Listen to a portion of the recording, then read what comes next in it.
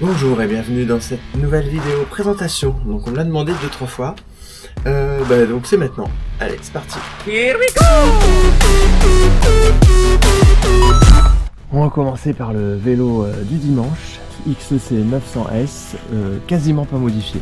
Juste le cintre mis en carbone. Ça fait gagner plus de 100 grammes juste avec cette petite pièce. Provenance AliExpress. Avec la petite pince GoPro, donc pour filmer d'autres angles que celle du Shasty. Voilà, donc le vrai GoPro, parce que ceux d'AliExpress par contre là, ils sont vraiment moins bien.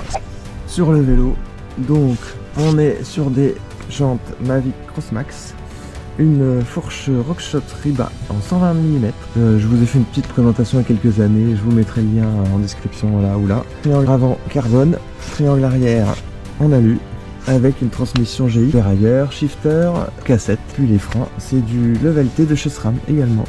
Je roule en pédale auto, de marque Rock Rider, ça fonctionne très bien. Et pour la selle, je suis passé récemment en selle Physics, je vous ai fait un petit test avec ce petit trou là qui change tout au niveau de la position. Le deuxième bike c'est le Vélotaf Gravel, une fourche AliExpress également en carbone. Le cadre c'est un Merida, mais alors il n'y a vraiment rien d'origine dessus. Les roues c'est du DT Suisse 1800.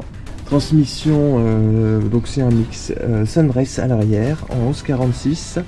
À l'avant c'est du SRAM et le derrière c'est du SRAM GX également. Le shifter c'est du NX et la tige de selle est en carbone. En termes de pédales c'est de la Buclo marque AliExpress, SPD d'un côté et puis pédale normale de l'autre. Donc ça c'est pour les bikepacking et ça c'est pour le Vélotaf. Au niveau des petits accessoires, j'ai rajouté le Ace Saver, vraiment un plus ça.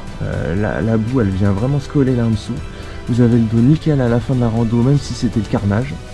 Sur le vélo on est sur du Panaracer Resking, donc avec des petits crans qui fonctionnent pas trop mal, mais il faut pas que ce soit trop boueux. Sinon au niveau des bagageries, il y a la petite sacoche ici Decathlon avec à l'intérieur tout un tas de poches. Vous pouvez mettre les outils, etc.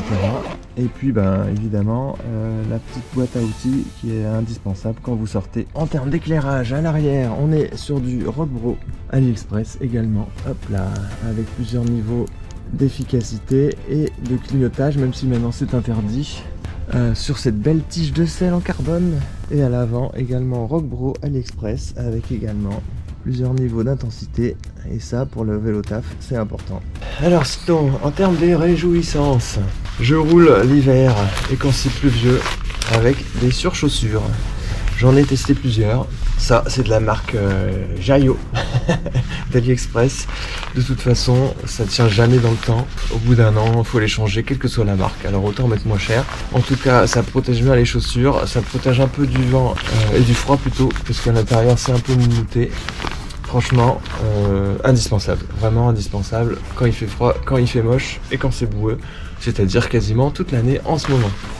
Ça c'est pour le Vélotaf, je le mets pas le dimanche, mais avec ça en plus des lumières on est mieux vu quand même, c'est un peu important. Ensuite on a le petit Shasty pour accrocher la GoPro ici, enfin c'est plutôt la DJI puisque la GoPro elle est au cintre parce qu'elle bug tout le temps. La vraie marque GoPro par contre, il est très bien celui-là. J'en ai essayé de l'AliExpress et il n'y a pas ce truc en mousse confortable derrière et ça tient vraiment moins bien.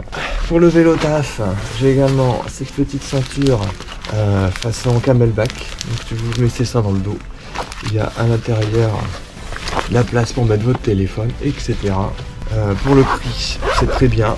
Et pour le week-end, donc là, pareil, Decathlon, le petit sac à poche à eau, donc à l'intérieur quelques outils, même si le plus gros est dans la petite boîte.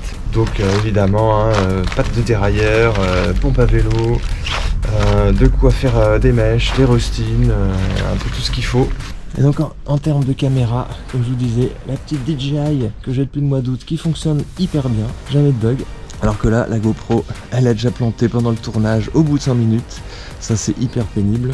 Au niveau GPS, j'ai toujours mon petit Wahoo Element Roam qui m'emmène un peu partout le week-end dans la forêt, vraiment nickel. Il connaît tous les chemins, il te fait des recalculs, etc.